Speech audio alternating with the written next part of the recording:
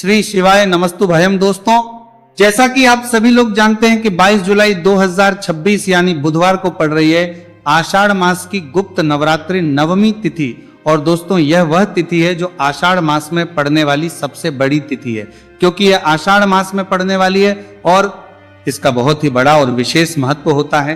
पूज्य गुरु जी ने कहा है कि अगर कभी भी मौका लग जाए और आषाढ़ मास की नवरात्रि नवमी तिथि बुधवार को पड़ जाए तो आप लोगों को 7 हरा दूर्वा का उपाय तो अवश्य ही करना चाहिए।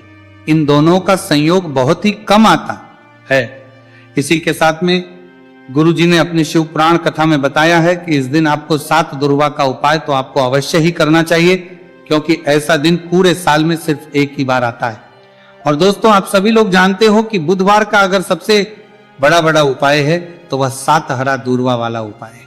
तो दोस्तों, इस बुधवार नवरात्रि नवमी तिथि के दिन आप लोगों को इस 7 हरा दूर्वा वाला उपाय को जरूर करना है। बहुत सारे लोग होंगे जिन लोगों ने इस उपाय को ना किया हो, मतलब पूरा साल निकल गया, उन्होंने किसी भी दिन इस 7 हरा दूर्वा वाला उपाय को ना किया हो। पर दोस्तों, आपके पास एक आखिरी मौका बचा हुआ है जो कि 22 जुलाई के दिन है। तो इस दिन आप लोगों को इस वाले उपाय को जरूर कर लेना, भले ही आपने पूरे महीने भर इस उपाय को ना किया हो।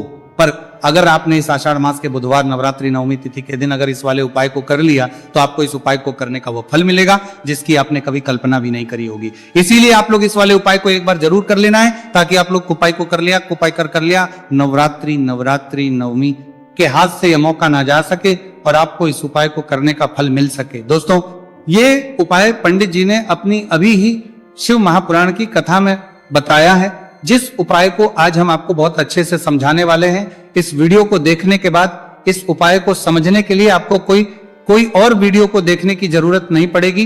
तो चलिए दोस्तों, उपाय को शुरू करते हैं।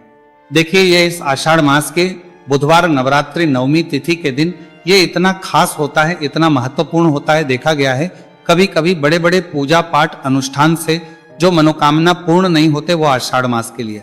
मास के बुधवार नवरात्रि नवमी तिथि के दिन एक छोटे से उपाय करने से ही आपकी मनोकामना पूर्ण हो जाती है।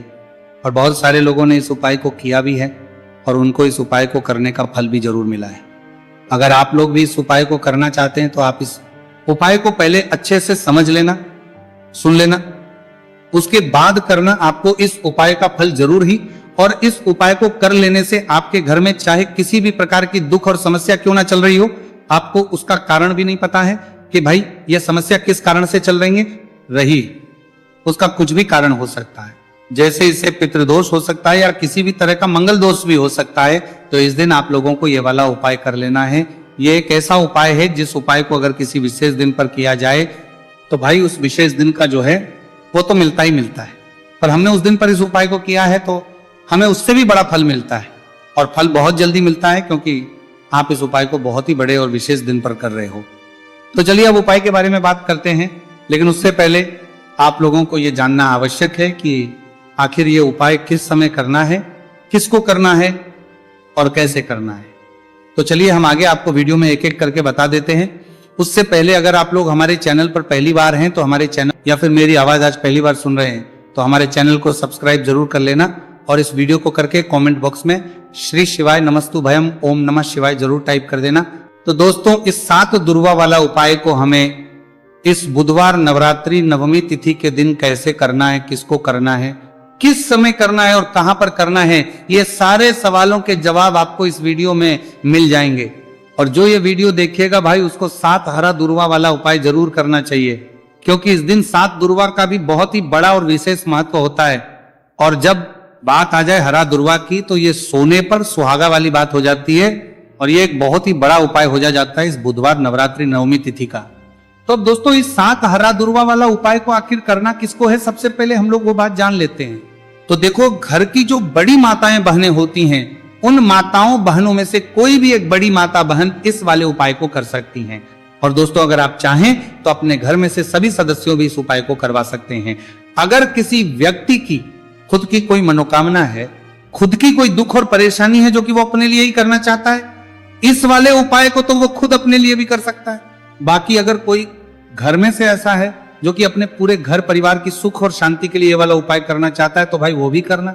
सकता है, उसमें भी कोई दिक्कत वाली बात नहीं है। कहने का मतलब यह है कि इस उपाय को हर सदस्य भी कर सकता है और पूरे घर परिवार के सदस्य के लिए, घर की बड़ी माताओं बहनों में से कोई एक माता बहन भी कर सकती है।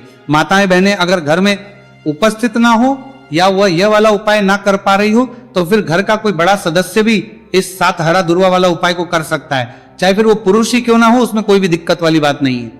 अब दोस्तों जो अगला प्रश्न निकल कर आता है वह यह आता है इसको लेकर कि आखिर इस उपाय को हमें किस समय करना है, सुबह के समय करना है कि शाम के समय करना है। तो देखो इस वाले उपाय को आप लोग सुबह के समय भी कर सकते हो और शाम के समय प्रदोष काल में भी कर सकते हो। अब अगर आप पूछो कि भाई सबसे उत्तम समय कौन सा रहेगा इस 7 हरा दूर्वा वाला उपाय को करने का, तो हम आपसे बस यही कहेंगे कि इस उपाय को आप सुबह के समय करेंगे तो ज्यादा बेहतर होगा। बाकी अगर प्रदोष काल के समय भी करेंगे तो भी अच्छा होगा, उसमें कोई भी दिक्कत वाली बात नहीं है। तो अब दोस्तों जो अगली सबसे बड़ी और महत्वपूर्ण बात आती है वो ये आती है कि सुबह अगर हम उपाय को करेंगे तो हमें कितने बजे से लेकर कितने बजे तक के बीच में करना है, और शाम के समय प्रदोष काल में करेंगे तो हमें कितने बजे से लेकर कितने बजे के बीच में करना है।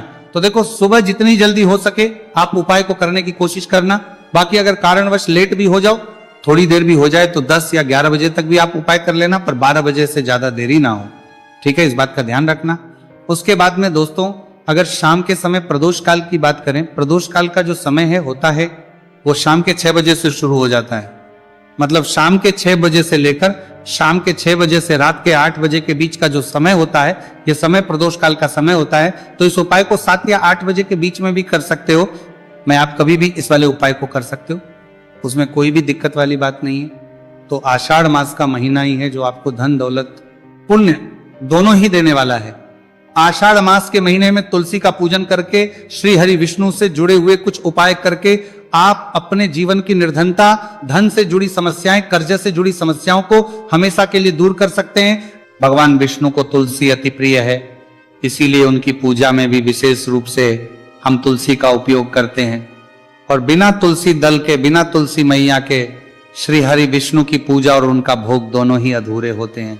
इसीलिए आषाढ़ मास के महीने में ऐसा उपाय आपको बताने वाले हैं जिसे करने से श्री हरि विष्णु की असीम कृपा आपको मिलेगी और मां तुलसी से ऐसा आशीर्वाद मिलेगा, जीवन का हर दुख, हर कष्ट, गरीबी, निर्धनता, कर्जे से जुड़ी समस्याएं, सब कुछ ही आपके जीवन से दूर हो जाएगा और सुख, समृद्धि, धन, वैभव, ऐश्वर्य सब कुछ आपको अपने जीवन में आसानी से मिलने लगेगा। तो चलिए बात कर लेते हैं कि कौन सा उपाय है, तुलसी के पौधे में कौन सी चीज आपको रखनी है और इस उपाय को किस समय करना है। देखिए सबसे पहले तो आपको बता दें कि अगर आपके घर में तुलसी का पौधा नहीं है तो आषाढ़ मास के महीने में एक तुलसी का पौधा अपने घर में लाकर जरूर लगाए, क्योंकि आषाढ़ मास के महीने में जो लोग अपने घर में तुलसी जी का पौधा लाकर लगाते हैं, माँ तुलसी का पूजन करते हैं, कभी भी माँ तुलसी उनके घर में निर्धनता नहीं रुकने देती है। हमेशा उनके घर में धन की वृद्धि होती है, धन की वर्षा होती है। तो जरूर से तुलसी का पौधा आप आषाढ़ मास के महीने में अपने घर जरूर लेकर आए और अच्छे से आपको माँ तुलसी का पूजन करना है, माँ तुलसी के पौधे की देखभाल करनी है। और वो कौन चीज है जो आपको तुलसी के पौधे में आषाढ़ मास के महीने 22 जुलाई बुधवार नवरात्रि नवमी तिथि में रखना है, और कैसे ये चीज रखते ही रातों रात आपके जीवन में चमत्कार होगा और आपके भाग्य का भी आपको साथ मिलेगा। तो देखिए इस वीडियो में जितने भी उपाय हमको हरमार्सन के बारे में जब आप देते हैं, ये कांतार में आपको देते हैं, आपको बताएंगे सभी उपाय सरल है। देखो गुरुजी ने कहा है कि बुधवार के दिन आपको 7 हरा दूर्वा वाला उपाय तो अवश्य ही करना चाहिए। वीडियो के अंतिम में आपको उपाय बताया आपको करना है। देखो आगे बढ़ने से पहले वीडियो को एक लाइक जरूर करें। देखो सबसे पहला उपाय, यदि आपके जीवन में कर्जा बहुत अधिक है, आपके जीवन में संकट बहुत अधिक रहते हैं, आपके ऊपर बहुत अधिक विपदा आ रही है, बार बार आपको अपने व्यापार में और अपने धन में हानि देखने को मिल रही है, यानी कि आपको प्रत्येक कार्य में हानि हो रही है, तो आपको यह उपाय करना चाहिए। इस उपाय को करने के लिए आपको 2 चीजों की आवश्यकता होगी। सबसे पहले है, आप जानते हो, जो कि भगवान गणेश जी को समर्पित होती है, तो आपको वह हरा दूर्वा की आवश्यकता होगी। साथ ही में एक लोटा जल की आवश्यकता होगी। और आप जब भी उपाय को करें, जिस दिन भी आपको करें, तो आपको प्रातः कल सुबह ही सुबह करना है। इस बात का विशेष रूप से आपको ध्यान रखना है, ठीक है।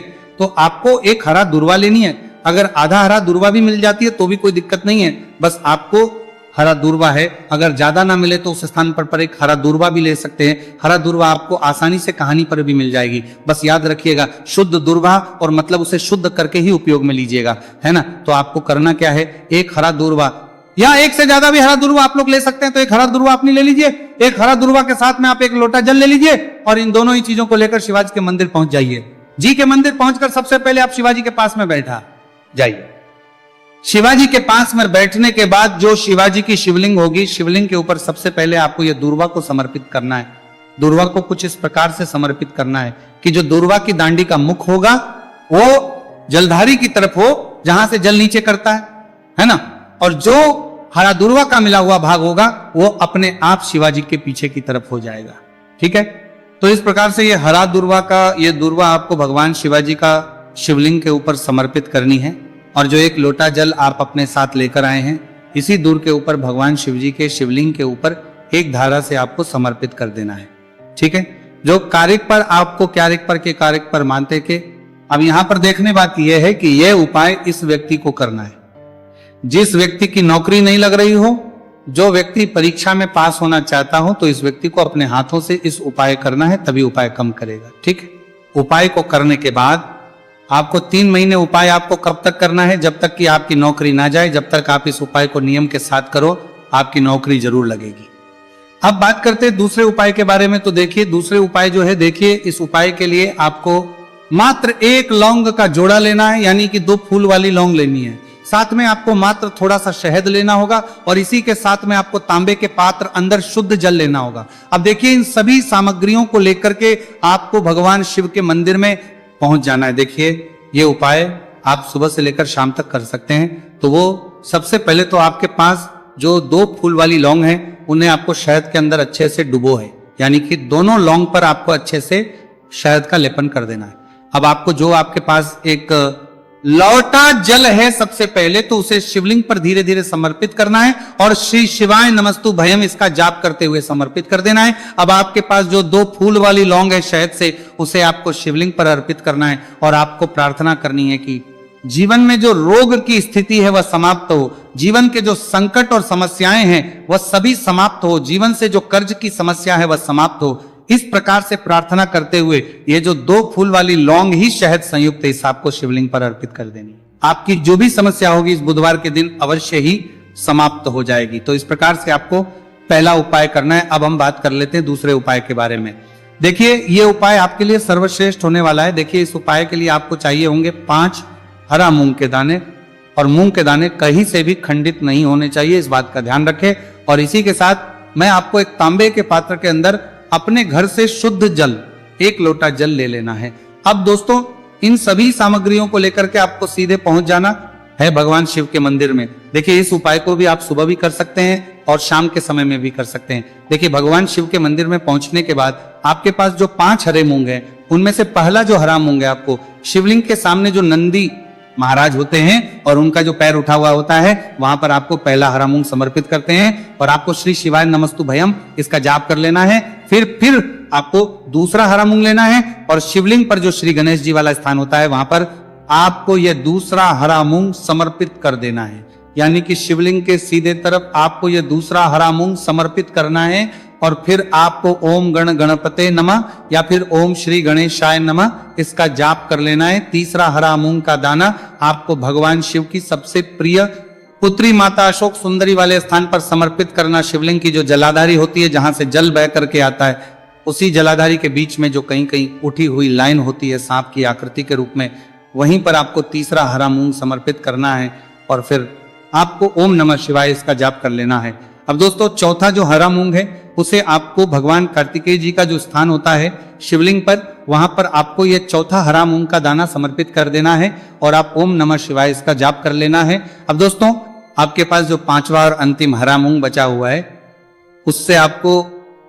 उससे जल के पात्र के अंदर डाल देना है और इस हरे मूंग से युक्त जल से आपको भगवान शिव के शिवलिंग का अभिषेक कर देना है। जल आपको बिल्कुल धीरे धीरे समर्पित करते जाना है और लगातार आपको शिव महापुराण के मूल श्री शिवाय नमस्तु भयम इसका जाप करते रहना है। फिर आपको शिवलिंग के आगे बैठकर यदि आप अपने बच्चों के लिए ये उपाय कर रहे हैं, यदि आप अपने बच्चों की बुद्धि ज्ञान और विवेक के लिए उपाय कर रहे हैं, तो उसके लिए आपको प्रार्थना कर रहे हैं, लेनी है। या फिर व्यापार में वृद्धि करने के लिए ये उपाय कर रहे हैं, तो उसकी कामना करते हुए आपको प्रार्थना कर लेनी है। या फिर अपनी नौकरी के लिए कर रहे हैं, या फिर अपने इंटरव्यू के लिए, या फिर धन की प्राप्ति के लिए कर रहे हैं, जिस भी कामना के लिए आप उपाय कर रहे हैं, उसे परिपूर्ण करने के आपको महादेव से प्रार्थना कर लेनी है और फिर आपको वापस अपने घर आ जाना है। पूज्य गुरु जी ने कहा है कि जो भी व्यक्ति इस उपाय को कर लेता है, तो यकीन मानिए आपके जीवन की जो सारे संकट, कष्ट और बाधाएं ही वह सभी समाप्त होंगे। अब हम बात करते हैं अगले उपाय की। इस उपाय के लिए आपको एक दीपक लेना है। दीपक आप मिट्टी का भी ले सकते हैं और शुद्ध आटा मढ़कर उसका दीपक भी आप तैयार कर सकते हैं। अंदर गोल बाती का प्रयोग करना है और दीपक के अंदर आपको शुद्ध घी का प्रयोग करना है। इसी के साथ में आपको मात्र एक फूल वाली लौंग लेनी होगी। अब ये एक दीपक और एक फूल वाली लौंग लेकर के सीधा आपको पहुंचना होगा बरगद के वृक्ष के। वहां पर देखिए, सबसे पहले तो आपके पास जो एक फूल वाली लौंग है, उसे आपको बरगद के वृक्ष की जड़ में समर्पित करना है। देखिए, अगर आपके जीवन में कोई भी बड़ा संकट आने वाला है, कोई बड़ा कष्ट आने वाला, तो वह इस उपाय के माध्यम से दूर होने वाला है। महादेव की विशेष कृपा रहेगी कि जो भी संकट आपके जीवन में आने वाला होगा वो भी दूर हो जाएगा। तो आपको एक लौंग समर्पित करनी है बरगद के वृक्ष की जड़ में, और वहीं पर आपको जो है गोल बाती वाला दीपक जो आप लेकर के गए हैं, उससे भी वहां पर प्रज्वलित कर देना है। वटकेश्वर महादेव का स्मरण करते हुए देखिए, जब भी आपको जीवन में साल लगने लगे कि आपके जीवन में कुछ भी अच्छा नहीं चल रहा है, तब भी आपको इस प्रकार उपाय करना है। तो इस प्रकार से आपको यह उपाय करना है। अब हम जान लेते हैं चौथे विशेष उपाय के बारे में। देखें, यदि आपके विवाह में, शादी में कोई भी समस्या आ रही है, यदि आपका जो कर्ज है वह दिन पर दिन बढ़ते ही जा रहा है, तो आपको ये चमत्कारी उपाय करना चाहिए। कोई भी समस्या अगर जीवन में है तो उसे दूर करने के लिए आपको इस उपाय करना चाहिए। मंगल दोष से जुड़ी हुई समस्या भी है, तब आपको यह उपाय करना चाहिए। देखिए, इस उपाय के लिए आपको एक तांबे के पात्र के अंदर अपने घर से शुद्ध जल लेना है और इसी के साथ में आपको एक चुटकी लाल चंदन लेना होगा। अब आपको क्या करना है कि जो लाल चंदन आपने लिया है, उसे आपको उससे जल के पात्र के अंदर डाल देना है, और ये जल जो है आपको लाल चंदन से युक्त तैयार कर लेना है, और ये लाल चंदन से युक्त जल आपको भगवान शिव के मंदिर में लेकर के पहुंचना है। लेकिन उपाय भी आप सुबह से लेकर के शाम तक कर सकते हैं। अब दोस्तों, ये जो लाल चंदन से युक्त जल है, इससे आपको भगवान शिव के शिवलिंग पर धीरे धीरे अर्पित कर देना है, और आपको लगातार श्री शिवाय नमस्तु भयम इसका जाप करते रहना है। देखिए, यदि आपके जीवन में विवाह से जुड़ी समस्या चल रही है, तो आपको मंगलेश्वर महादेव का स्मरण करना है, और जीवन में अधिक कर्ज की समस्या है तो आपको आर्यन मुक्तेश्वर महादेव का स्मरण करना है। देखना, एक दिन आपकी सब तरह की समस्या जल्दी ही समाप्त हो जाएगी। तो इस प्रकार से आपको ये चौथा उपाय करना है। अब हम जान लेते हैं